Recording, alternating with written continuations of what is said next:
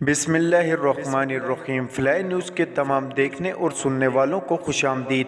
اگر آپ ہمارے چینل پر نئے ہیں تو سب سے پہلے چینل کو سبسکرائب کر دیں اور بیل آئیکن کو پریس کر دیں اور ہماری ویڈیو کو پورا دیکھیں تاکہ دنیا کی معلومات سے آپ باخبر رہ سکیں۔ آئے بڑھتے ہیں خبروں کی جانب۔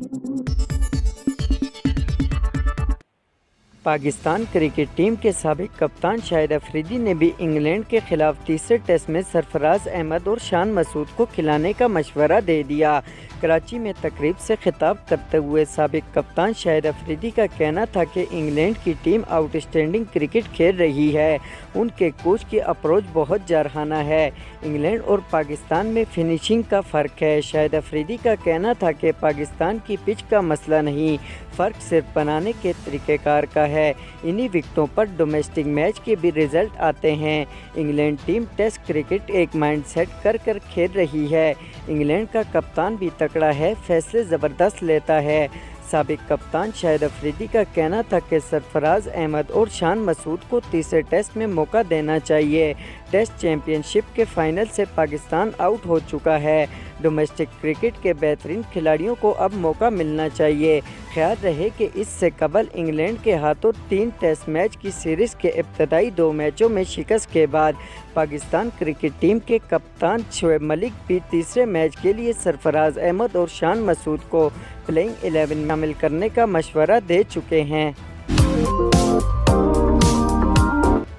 ایران میں زیر حراست لڑکی مہسا امنی کی موت کے خلاف مظاہروں میں شریک ایک اور شہری کو سرعام پھانسی دے دی گئی۔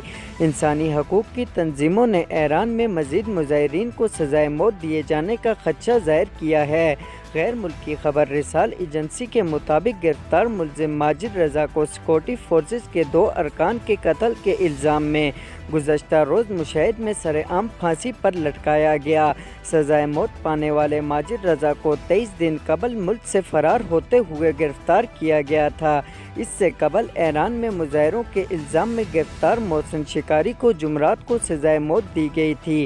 ایران میں مظاہروں کے سلسلے میں اب تک 11 افراد کو سزائے موت سنائی جا چکی ہے۔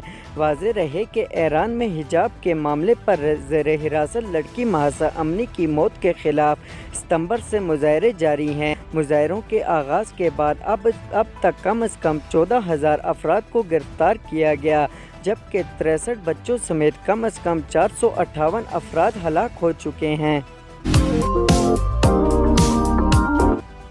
داسو ہائیڈرو پاور پروجیکٹ کی تعمیر میں ایک اور رکاوٹ دور ہو گئی، جس میں وابٹا، سول انتظامیہ اور کوہستان کے تینوں اضلاع کے جرگے کے مابین معاہدے پر دستخط ہو گئے۔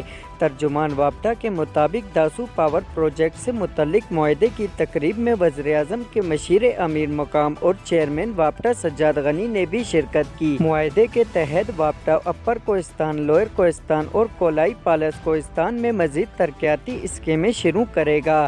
عمائدین تاخیر کا شکار 132 kV دیور داسو ٹرانسمیشن لائن پر کام بحال کریں گے۔ وابٹا کوہستان کے تینوں اضلاع میں چھوٹے پن بجلی منصوبے، اسکول اور ووکیشنل ٹریننگ سینٹر بھی قائم کرے گا۔ معاہدے کے مطابق درجہ 4 کی ملازمین پر مقامی افراد بھرتی کیے جائیں گے۔ اسلام آباد ہائی کورٹ نے منی لانڈرنگ اور آمدنی سے زائد اثاثوں کے کیس میں سلیمان شہباز کی حفاظتی ضمانت منظور کر لی۔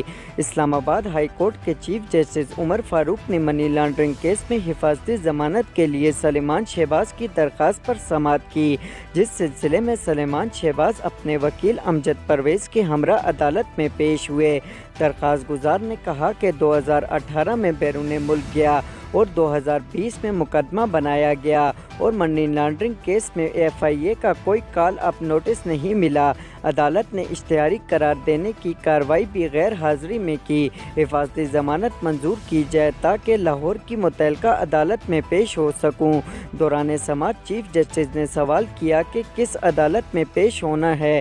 اس پر امجد پرویز نے بتایا کہ اسپیشل جج سینٹرل لاہور کی عدالت میں پیش ہونا چاہتے ہیں۔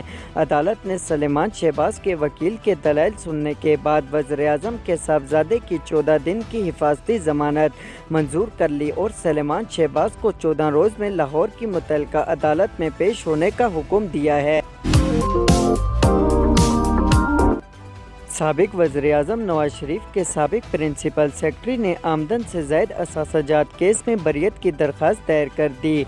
साबिक वज़ीर-ए-आज़म नवाज शरीफ के दौर में उनके प्रिंसिपल सेक्रेटरी की जिम्मेदारियां अंजाम देने वाले फवाद हसन फवाद ने लाहौर की एहतसाब अदालत में बरियत की दरख्वास्त दायर की।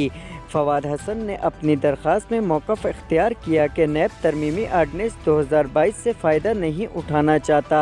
ये झूठा केस है, हम मेरिट पर जल्द फैसला चाहते हैं, लिहाजा आमदन से ज़ायद असासाजात केस में मेरिट पर बरी किया जाए। फवाद ने बरियत की दरख्वास्त पर एहतसाब अदालत नंबर 6 की जज अज़मी अख्तर चौगताई ने समाअत की।